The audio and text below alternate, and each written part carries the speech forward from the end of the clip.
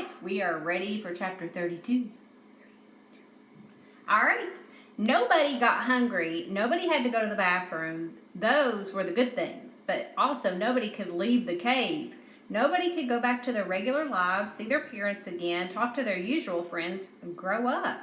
Before, Jonah had had no sense of time stopping. He'd been too busy crashing to the floor, grabbing for the elucidator, running for the ropes. But now time, or really the lack of it, hung heavily on him. He didn't even care anymore about finding out which missing child from history he actually was. The other kids were no more motivated. Everyone sat around completely enervated. You know that saying about how time flies when you're having fun? Emily, the girl who'd been so soothing before, asked as she plucked pointlessly at her sweatshirt sleeve. Yeah, Jonah said. I thought the opposite of that was the last 5 minutes of math class when the teacher's going on and on and on about decimals, she said. She yawned. I didn't know it could be this bad. Yeah, Jonah said again. He thought about adding, I know what you mean, but it doesn't seem to be worth the effort. Think, he commanded himself in disgust. Make a decision, future or past or future. He couldn't decide. It was like taking one of those multiple choice tests in school when he wasn't sure of the answer, so he tried eliminating all the choices he was sure were wrong, and then discovered that there were no possible right answers left. Going to the future would mean giving up everything. For that matter, so would going to the past, and probably dying on top of everything else. He couldn't get the images out of his head of all those brutal deaths from history. The chopped off heads, the sword slicing flesh, the hail of gunfire raining down on children. I'm a coward, he whispered to himself. I don't want to die, especially not like that. But he'd been raised by such nerdy square parents who dragged him off to Sunday school and Boy Scout meetings and had talked so seriously about how important it was to be a good person. Because of that, he kind of felt like JB had the best argument. JB wanted to save the world. Mr. Hodge and Gary didn't seem to care. I don't want to die, he muttered, a little more loudly this time. Maybe if everyone agreed to go back to the past, he'd be one of the lucky ones. Maybe he'd be someone who just kind of accidentally vanished from history, who still had a good life waiting for him in the past. Maybe he was one of those British princes. He could get used to chomping down on a huge turkey leg like some old-time king in a movie, couldn't he? And living in a castle and having thousands of soldiers at his command and he looked around. He didn't want any of the other kids to die either. Angela caught his eye. Cautiously, as if she was trying not to be seen by anyone else, she raised one eyebrow and mouthed something. Walk. What did that mean? Oh no, maybe it was talk. What good was that? How could they talk when she was still sitting right next to JB? Jonah remembered Catherine was still holding the elucidator. Chip still had the taser in his hand, and they still had some control. Jonah stood up. We're facing a very important choice, he said. Wonderful, he thought. I sound like someone running for 7th grade student council, but everyone was staring at him now. He had to go on, and yet, we don't know if we can trust the information we've been given. He turned to face the adults. How do we know you're not all working together? JB and Mr. Hodge looked at him like he'd gone crazy. It was kind of a no-brainer. Jonah was absolutely certain that those two weren't on the same side. Still, Jonah forged ahead. So, we're going to take each of you to a different corner of the room and talk to you individually, he said. What good will that do? One of the other kids jeered. It figured it was one of the kids in the black sweatshirts with the skulls on the backs. Jonah shrugged. I think it's worth a try, he said. It's better than sitting around doing nothing. Somehow that energized the other kids. Within 5 minutes, or what would have been 5 minutes, if time had been moving, one group of kids was clustered around Gary in the front right part of the cave, and another around Mr. Hodge in the front left. Chip was with JB and a few others in the back right corner, and Jonah, Catherine, Alex, and Emily were in the group with Angela in the back left. Quick, what do you think we should do? Jonah hissed. One look at Angela's anguished face killed his hopes. I don't know much more about this time travel stuff than you do, she said. I can tell you this. The man you keep calling JB is sincere. That Hodge character doesn't seem very trustworthy. Great. Jonah had managed to figure that out all by himself. "What's JB's real name?" Catherine asked. "Names in the future are very weird," Angela said. "I can hardly pronounce it. It's something like Alonzo, Alfred, Aloyos, Kata." "You might as well keep calling him JB. "How far in the future are we talking about?" Emily asked. "He won't tell me," Angela said. "He says I've already been contaminated enough." She grinned. "He says I was supposed to marry a plumber and have 5 kids. I told him, I don't think so. He must have had me mixed up with somebody else." Jonah closed his eyes for a moment. Maybe JB and Hodge and Gary had Jonah mixed up with somebody else too. Wouldn't it be nice to just have ordinary birth parents? Confused high school kids, maybe, who realized that they weren't mature enough to raise a child themselves? "Where did you go that day in the library?" Catherine asked Angela. "Jonah saw you disappear." "You mean earlier this afternoon?" Angela asked. "No, it was like 3 weeks ago," Catherine said. Angela stared at her in disbelief. "Get out," she said. "Really?" She shook her head. "This time stuff can really mess with your mind. Honestly, to me, it was just like an hour ago. Maybe an hour and a half." Jonah squinted at her. 3 weeks felt like an hour to you, he said. "Because I wasn't in time, as JB calls it," Angela said. "He took me into this place called Outer Time, where we could spy on all of history. It's hard to describe, but it was like kind of being in an airplane and looking down on everything happening on the ground. Or, I don't know, like Google Earth, where you can focus in close on one spot, then zoom out and get the broader view too." "So JB and Hodge and Gary can zip back and forth through time?" Jonah said with a sick feeling in the pit of his stomach. "They could go back and, I don't know, tackle me as I was walking into the cave a little bit ago and send me back to or forward in time that way?" The feeling of hopelessness was coming back. He pictured himself being sent back and forth endlessly, JB and Hodge fighting over him for centuries. "No," Angela said, "it doesn't work that way. There's something else JB called the paradox of doubles. No one can live through a particular time more than once. So, for example, there couldn't have been 2 or 3 copies of JB jumped in from 2 or 3 different times waiting at the back of the cave to attack Gary, or 2 or 3 of copies of me either." That made Jonah feel a little better. And Angela continued, "I don't pretend to understand all of this, but because of your plane crashing in our time, where it didn't belong, where it changed lots of people's lives, because of that, we've all been living through what's known as damage time, kind of like a nuclear wasteland maybe. When Mr. Hodge said that he couldn't get to you all for 13 years, he really meant it. Time travelers couldn't get in at all for a long time. And they could only see limited moments in time, like some birthday party where you drank lots of Mountain Dew, Jonah." Jonah flushed with embarrassment. "I was only 10, he wanted to protest, but Angela was still explaining.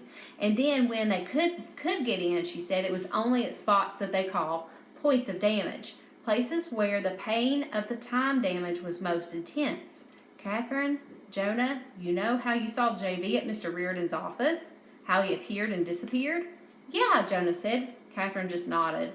"That's because those were the only spots he could go to. Mr. Reardon was standing in the bathroom when he found out about the plane landing, and his boss was standing by that desk when he learned about the plane disappearing. So those were openings for JB, Angela said." "But the other janitor came out into the waiting room," Jonah said. "The guy who gave me the Mountain Dew." "He truly was just a janitor for the FBI, Angela said. "JB bribed him to help. At least that meant that the other janitor wasn't still hiding at the back of the cave waiting to jump out into action. Probably not anyway." "So when JB gave us the file names, what did he want us to do with them?" Jonah asked. "He was just trying to temporarily increase the damage so he could get closer to you," Angela said. "He didn't expect you to be enterprising enough to take pictures of the files and call the phone numbers and meet with me." Catherine was grinning. "I'm the one who thought of taking pictures," she whispered to Emily, even though Emily couldn't possibly have known what she was talking about. "But all your enterprise just gave Gary an opening to try to grab you at the library," Angela added. "We had too many people in the same room at the same time with connections to the mysterious plane, and then you had those printouts of the witnesses and survivors list. I don't really understand how it works, but that created a huge doorway." Catherine's grin faded a little. Jonah was still trying to put it all together. "So who sent the letters?" he asked. "JB or Hodge?" They each sent one, Angela said, again so they could get in and get close to you. But they were racing each other, so they wrote the letters back in the 1990s on ancient computers programmed for automatic printout, and they routed their messages through the mail rooms of giant corporations, so your letters went through machines set up to automatically stuff envelopes with bills or credit card offers. But the letters came in plain white envelopes, Jonah said. They programmed that, Angela said. That worked the way they wanted it to. But the old computers cut off parts of their messages, so they had to use the other methods as well. That was probably why they resorted to putting post-it notes on the adoption papers, Jonah thought. And then when Jonah saw the mysterious figure searching his room when Chip's computer files vanished, was that just to increase the damage? Each unexplained event had made Jonah and Chip and Catherine more paranoid and worried and scared. Had the other kids faced similar mysteries? Did it even matter who had done things? JB or Hodge? Angela was still talking. It took JB a long time to figure out that Hodge had chosen this adoption conference to steal you all back, she said. JB thinks Hodge must have set up this cave 20 years ago, before the start of damage time. He just had to trust that everything would stay ready. Then Hodge and Gary broke hundreds of rules arranging for kids to move here so they could pick up everyone at once. JB had to scramble to find all the addresses by looking at property records from the future. Jonah felt dizzy trying to figure out all the connections through time, future and past. The words didn't even have the same meanings he'd always counted on. In this strange new framework, the future could be the past and the past could be the future, and "Oh, I see," Catherine said, as if she understood everything. "That's why it looked like the FBI knew Daniela McCarthy's new address before her parents had even made an offer on the house." Angela nodded. "Property transactions are always recorded accurately," she said. "Normally, time travelers don't do things like that, relying on future addresses to send letters into the past. But this was a desperate case because of Hodge and Gary. JB says they totally mucked up time." Jonah could kind of picture it. He remembered a Boy Scout hike once where his troop had come upon a clear, shallow stream. Jonah and a bunch of the other boys had jumped in and raced around splashing each other, even scooping up mud balls to throw at each other. The scoutmaster had even given them a long lecture about disrupting nature. By the end of it, Jonah felt guilty about how many protozoans he probably killed. He could see how time could be like the clear stream. Probably Chip's family wasn't supposed to move. Probably some other family was supposed to be in that house down the street from Jonah's house. And there had been at least 12 families who moved, at least 12 families whose lives were changed. No, 36 families, Jonah thought with a sudden lump in his throat. Mom and Dad weren't supposed to adopt me. Were they supposed to adopt some other kid? Was Catherine supposed to have a brother at all? Catherine seemed to be thinking along similar lines. So even if JB managed to fix all that time in the past, even if he sent all the kids back, how would he fix all the damage now? She asked in a thick voice. How would he tell my parents they don't have a son anymore? I don't know, Angela admitted. He's really worried about my non-existent 5 kids, too. The way he acts, you'd think one of them was going to be president someday. Jonah squinted off toward the other side of the room, thinking. Just then he heard screams and saw kids jumping up, and the group gathered around Gary. No, not just kids, Gary himself. "Hey!" Jonah screamed. "Who untied Gary?"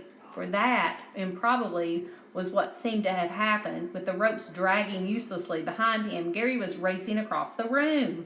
"Some kids are smart enough to know the future's the only choice," Gary shouted. But somehow Jonah had expected them all to vote on their decision.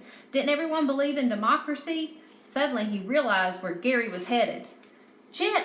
Jonah yelled. "Watch out!" Gary was already slamming against Chip, jerking the taser out of his hands before Chip had time to react. Gary whirled around, running again. He pointed the taser at Jonah.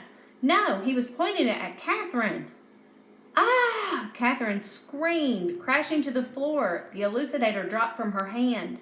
Jonah bit down to pick it up, but Gary was already there pulling it away and punching in instructions, it seemed. He tucked the taser under his arm and pounded in a whole string of coding on the elucidator. Then he looked up, smirking in JB's direction. "Too bad, loser," Gary said mockingly. "I guess some of us are just better at being persuasive." "No, you can't," JB gasped. Do the age reversal first, Mr. Hodge suggested from across the room, completely ignoring JB. This group will be easier to deal with as babies.